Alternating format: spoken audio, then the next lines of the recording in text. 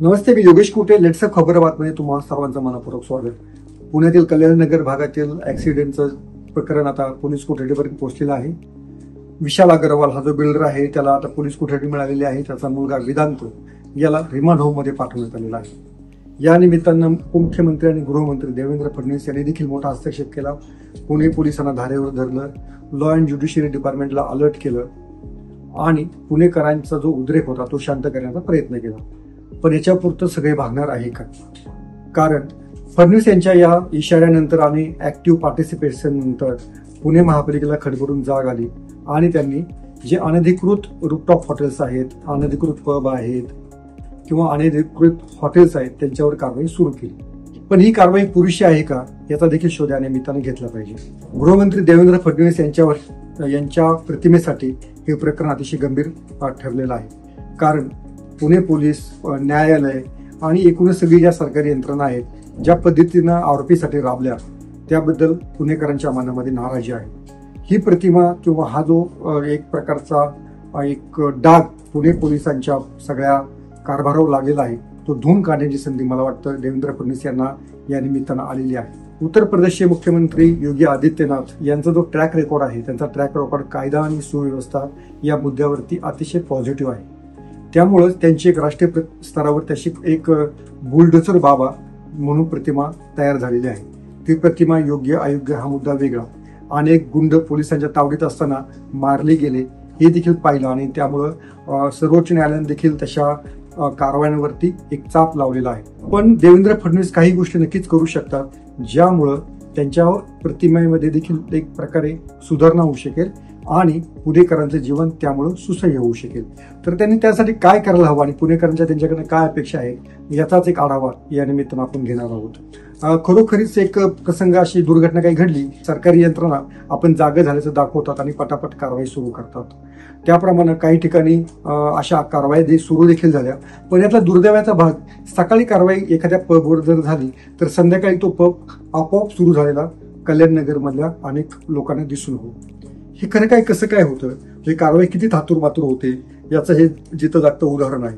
मग याच्यावर नागरिकांनी संताप नाही व्यक्त करायचं, मग काय करायचं. आणि याशिवाय आणखी काही महत्वाच्या गोष्टी आहेत की ज्या मला वाटतं फडणवीस यांच्या निदर्शनास या निमित्तानं आल्या असतील.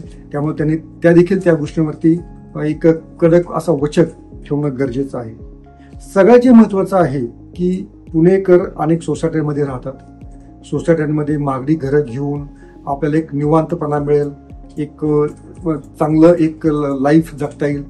यामुळं अनेक मंडळी ही सोसायट्यांमध्ये घर घेतात. कल्याणनगर असो, बाणेर बालेवाडी भाग असो, या भागामध्ये आता अशा अनेक सोसायट्यांमध्ये अनधिकृत हॉटेल सुरू झालेले आहेत. या सगळ्या सोसायट्या निवासाकरता आहेत. या ठिकाणी कोणतीही कमर्शियल ऍक्टिव्हिटी करता येत नाही.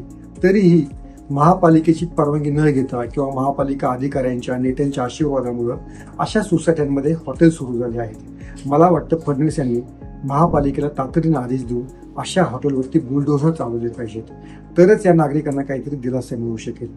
जे पब रात्री 12, 12:30, 1 नंतर चालू राहत होते त्याच्यावर पुण्याचे पोलीस आयुक्त अमितेश कुमार यांनी सुरुवातीला जबर अशी कारवाई केलेली होती. पण ही कारवाई थांबवण्यासाठी अनेकांनी, राजकीय नेत्यांनीच त्यांच्यावर दबाव आणला आणि त्याच्यामध्ये भाजपचे देखील काही नेते होते. हे सर्वश्रुत आहे. खरोखर हा पोलिसांवरचा दबाव हा फडणवीस यांनी कमी करायला हवा आणि जे अशा अनधिकृत पब सोसायट्यांमध्ये उभे आहेत किंवा रात्रीनंतर देखील चालू असतात त्यांच्यावर देखील एकदा बुलडोझर चालवायला काय हरकत आहे.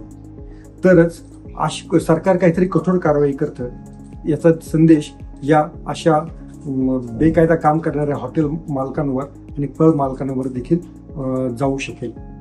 दुसरी एक गोष्ट आहे, पुण्यातले काही पब चालक, म्हणजे जे नाव आपण घ्यायला पाहिजे की हिरंब शेळके हा एक पब चालक आहे ज्याचा बार परवाच्या प्रकरणामध्ये, वेदांत अग्रवालच्या प्रकरणामध्ये सील करण्यात आलेला आहे.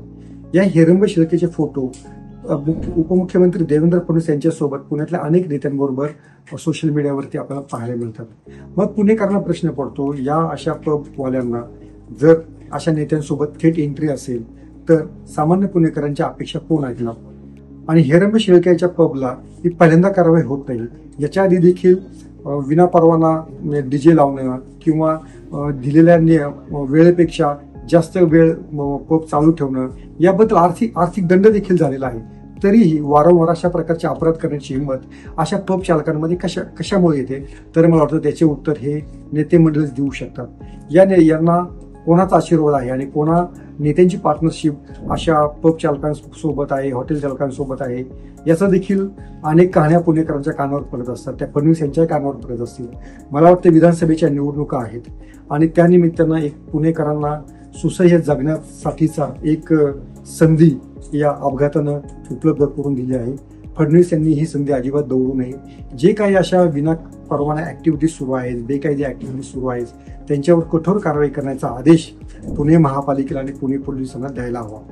आता तर सध्या पुणे महापालिकेमध्ये प्रशासक राज सुरू आहे. या ठिकाणी कोणत्या राजकीय पक्षाचे नगरसेवक नाही आहेत. सगळा कारभार हा महापालिका आयुक्तामार्फतच चालवला जातोय आणि महापालिका आयुक्त यांना हे थेट राज्य सरकारला जबाबदार आहे.